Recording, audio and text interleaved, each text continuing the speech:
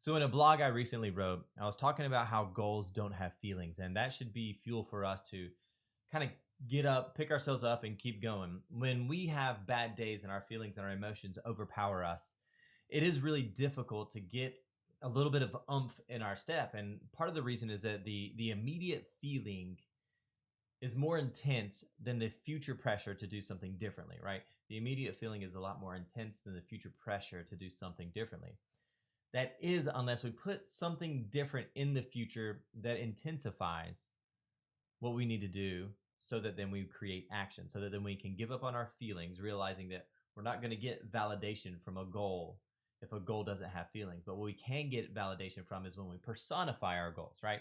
So it's a little bit different of a concept that I want to make sure that open up a little bit. So how do we personify our goals? Therefore, making it a little bit bigger, more along the lines of a cause than just a simple goal. Now, I want to make sure and kind of give some emphasis on this idea of cause. We should always be setting goals from a mission, vision, values standpoint, right? We should always have some sort of driving force behind what we're doing. There should always be a why within it. And that can help us have a little bit more fuel to keep moving. And yet, if we personify our goals, it really does help us to get into a mindset of what can I do today to supersede the feelings of now and really intensify the future feelings so that the future is way more intense than the current. And I look at it in three pretty simple state spaces. The very first thing I look at when you set your goals to personify them so that they're more intense, so that the future presence of it is different. You've got to be able to set them very specifically, as in they can't be arbitrary. They have to have meaning. All right. So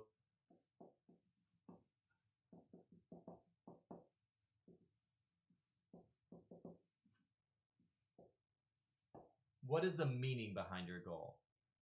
It can't be arbitrary. It has to mean something. When I achieved this, it wasn't just more. It wasn't just another trophy. It wasn't just something that I could collect. There's something more behind the reason why I was able to, or why I wanted to be able to achieve this. So again, this is the idea of the cause. It's the idea of a bit more. Okay, and let me just draw a distinction. More as in driving force, not more as in the collecting of things. It's the relationship, not the transaction. So, what is the meaning behind it? Second thing, when you want to personify to be able to give your goals life, is you've got to be able to personify them. And I think I've been speaking and intermingling those words to be able to have goals that have life within them that helps me. That's what helps me have that driving force, right? If I have life within my goals, then I've got to be able to personify them. And so I do apologize for creating some challenges there. And yet that's the thing. I need to personify my goals. What would it look like if you created a personality behind the goal that you have set? The goal that I want is to be able to close 36 transactions. Well, what 36 transactions does for me is X, Y, and Z. Well, what does that person get to do with their life? What does that person get to experience? Who's that person involved with? What's going on in that person's life if they are actually hitting those 36 transactions? Or my goal is to be able to swim this fast or to lose this much weight. Think about that person. Who are they and what are they doing? This is kind of a parallel to you've got to have some sort of mentor, some sort of hero to kind of set in place to be able to chase after, right? To have a little bit of that healthy competition. And yet we can personify our goals. We can create a profile around them that then gets me a little bit more in view of when I accomplish this, I am that, right? I get to bring the future into my present by personifying my goals. So what happens to that person? Who is that person? What do they look like? And really create that, like give them a character. I would even name them. A lot of people, when they're doing marketing, they'll do this. They'll think about the perfect person in which they want to market to, and they'll craft a story behind who that perfect person is. We can do the same thing with our goals. And by doing so, it creates this moment of, even though it is in the future, it's more real to me because it's personified, because there's something of oomph behind it. It's not just data on a spreadsheet. It's actually the version of the relationship. It's actually the version of the story that's happening as I achieve that goal. So breathing life into goals to help intensify the future value of it so that then my feelings can subside a little bit and I can get some fuel to move forward, right? I can create movement in my life when things get tough. Very first thing, creating life, is what is the meaning behind it? Like, make sure that it has some sort of meaning behind it. Two is to personify it, make it have something. And the third thing is to be present with your goals. You've got to be able to be present with your goals. So often we wake up and move into activity. Where do you see your goals? How do you see your goals? Where are they present? Where are they written down at? How are you experiencing them? What are you writing towards? What are you doing to show the gratitude towards your goals? There's so much that we can do to be present with our goals. And so even though it seems overly simplified, to be able to create this fuel, this movement, like bringing life, breathing life into our goals, to be able to have meaning behind them, to be able to have them personified, to be able to be present with them.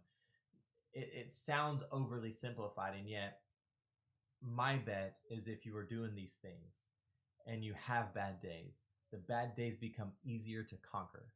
And that's one of the biggest challenges in anything, is that when our bad days become overly powerful and they begin to rob us of our own strength, that's when we start to see goals split and things kind of go downhill. That's when we see our moral get broken. That's when we see the burnout side of things. And so my encouragement to you guys is just to simply do this. Our goals don't have feelings, and so they'll never validate us on a bad day. I know that sounds weird, but our goals will never validate us on a bad day. So we've got to be able to put something of strength in the future value of that goal. And the way I look at that is to breathe life into our goals and to be able to put a meaning behind it, to be able to personify it, give it a character, and then to always be present with it. You should always see it. It should always be around you.